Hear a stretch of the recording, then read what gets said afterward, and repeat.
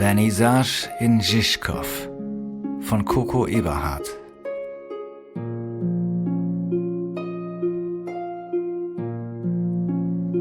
Die einzig revolutionäre Kraft ist die Kunst. Joseph Beuys.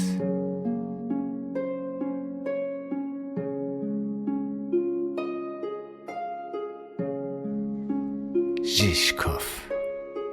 Unweit vom Zentrum Prags hatte sich dieser Ortsteil, der zum Großteil aus alten Mietshäusern bestand, über die letzten Jahre hinweg zu einer Art Künstlerviertel gewandelt, was mit der Zeit auch Kneipen wie Pilze aus dem Boden sprießen ließ.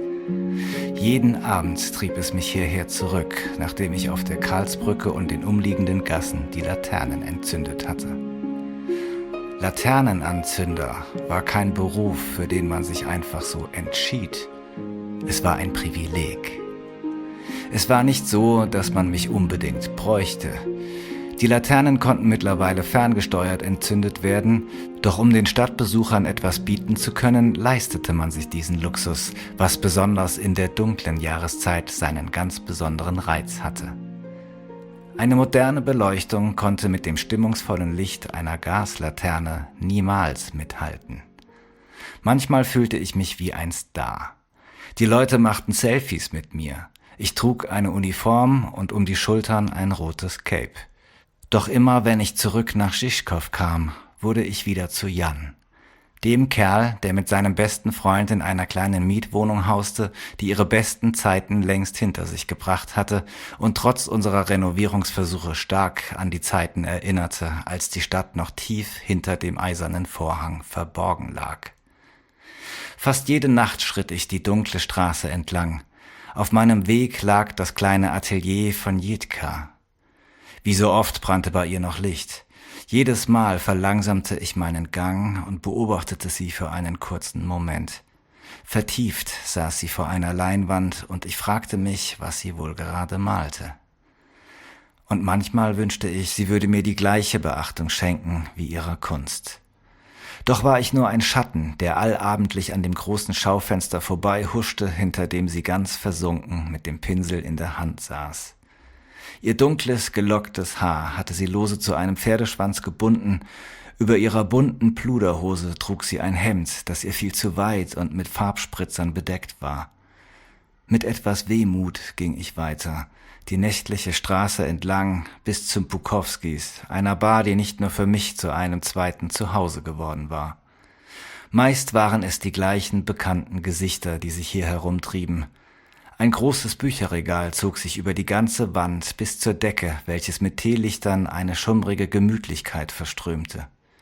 Runde Holztische waren im Raum verteilt. Mein Stammplatz war jedoch an der langen Theke. Von außen war die Wohnlichkeit der Bar nur schwer zu erahnen. Vergitterte Fenster und eine schmucklose Fassade schreckten eher ab. Wäre da nicht das Schild über der Eingangstür, man würde glatt vorbeigehen. Ich musste mittlerweile nicht einmal mehr sagen, was ich bestellen wollte. Ohne große Worte stand eine Flasche gekühltes Pilsener vor mir. »Das ist vorhin für dich abgegeben worden«, meinte Tomasz, der hinter der Zapfanlage stand, beiläufig zu mir und schob mir ein weißes Kuvert über den Tresen. Es stand kein Absender und auch kein Empfänger drauf, was mich verwunderte. »Von wem ist das?« wollte ich wissen. »Mach es auf, dann weißt du es.« Tomasz zwinkerte mir zu, während er gerade frisches Bier zapfte. Neugierig riss ich den Briefumschlag auf und eine Karte kam hervor, die aussah, als wäre das Papier dafür von Hand geschöpft worden. Darauf las ich die folgenden Worte. Herzliche Einladung zu meiner Vernissage. Heute in 3 Tagen, nach Einbruch der Dunkelheit. Mit freundlichen Grüßen, Jitka. War das möglich? War diese Karte tatsächlich von Jitka? Oder wollte mich einer meiner Freunde in der Kneipe mal wieder aufziehen wegen meiner einseitigen Schwärmerei zu der eigenbrötlerischen Künstlerin ein paar Häuser weiter?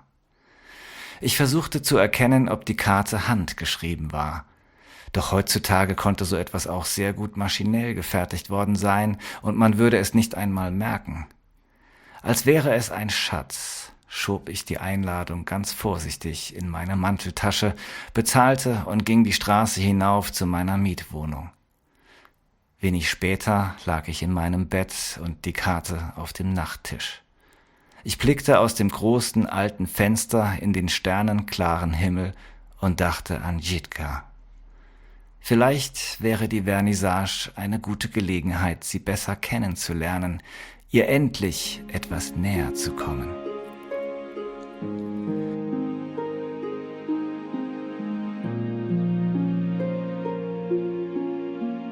Wie lange doch 3 Tage sein konnten.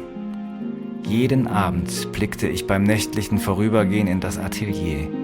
Und jeden Abend war es der gleiche Anblick.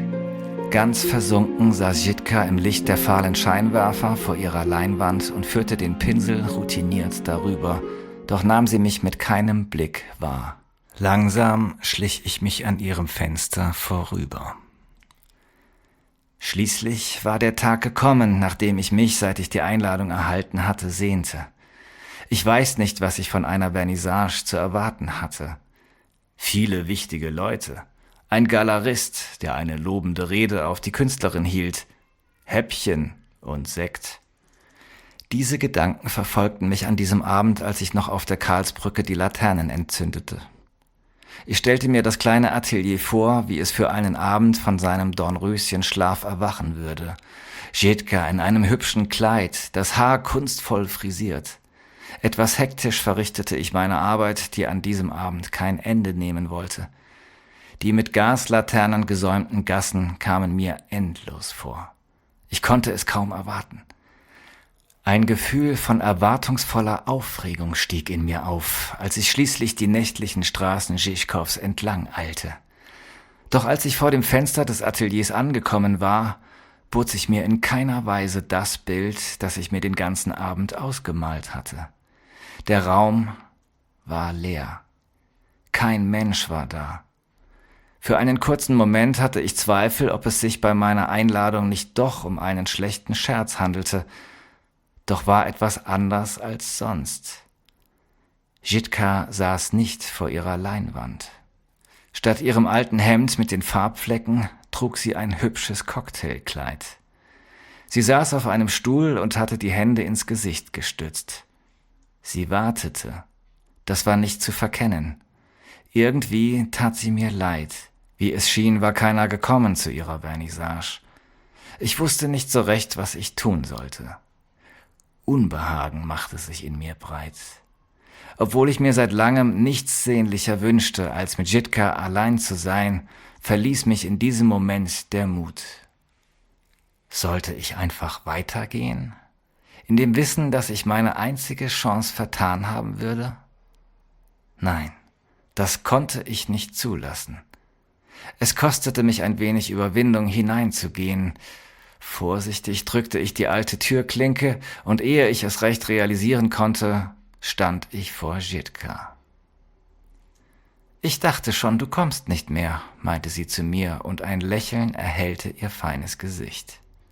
Ihre Augen waren tiefbraun und erinnerten an Kastanien. Ich trug noch meine Uniform. »Wo sind denn die Gäste?«, wollte ich mit unsicherer Stimme von ihr wissen.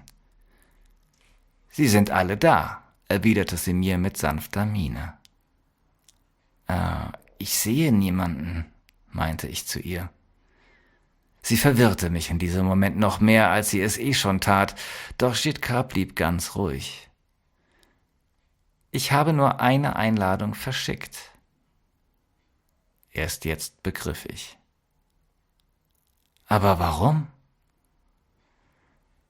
»Weil ich dir meine Bilder zeigen möchte. Das macht man so auf einer Vernissage.« »Ich dachte immer, du siehst mich nicht. Du wirkst so vertieft in deine Bilder.« Künstler haben einen guten Blick für das Besondere. Seltsam war mir zumute. Ihre Nähe verursachte ein unverhofftes, aber wohliges Kribbeln in mir. Mit einem leisen Knall öffnete sie eine Sektflasche und schenkte 2 Gläser ein, wovon sie eines mir reichte. »Na zdravie«. Hinter Leinentüchern hatte sie ihre Gemälde versteckt, und ich fragte mich, warum? Warum das alles? Auf einmal kam ihre Hand auf mich zu, vorsichtig fuhr sie mir über das Gesicht. Ihre Finger fühlten meine kurzen Bartstoppeln. Ich ließ es geschehen, schloss dabei die Augen und genoss ihre warme Berührung. Sie fuhr weiter bis zu meiner Brust. Mein Herz pochte wie verrückt.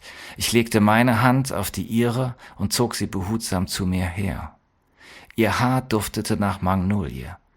Mit ihren Lippen liebkoste sie meinen Hals, streifte kurz mein Ohr, und ehe ich es realisierte, küssten wir uns.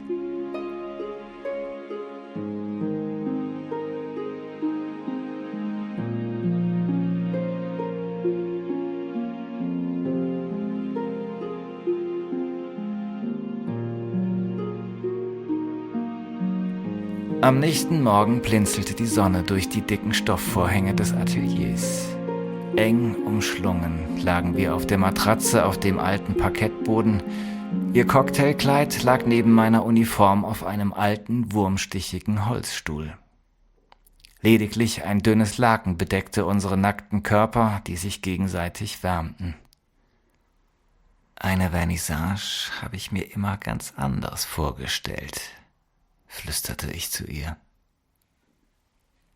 »Möchtest du jetzt meine Bilder sehen?« fragte sie mich sanft lächelnd. Eine Haarsträhne hing ihr ins Gesicht. Nickend stimmte ich zu. Langsam erhoben wir uns von unserem Nachtlager und Jitka entfernte die Tücher von den Leinwänden. Ich war gespannt, was sich darunter verbarg, und staunte nicht schlecht, als ich ihre Bilder betrachtete. »Ist das«, stammelte ich. »Ja, das bist du«, meinte sie lächelnd zu mir. Wie ich jeden Abend an ihrem Atelier vorbeigeschlichen war. »Es wurde höchste Zeit für eine neue Perspektive«, ergänzte sie, schlang ihre zarten Hände um meinen Körper und gab mir einen innigen Kuss.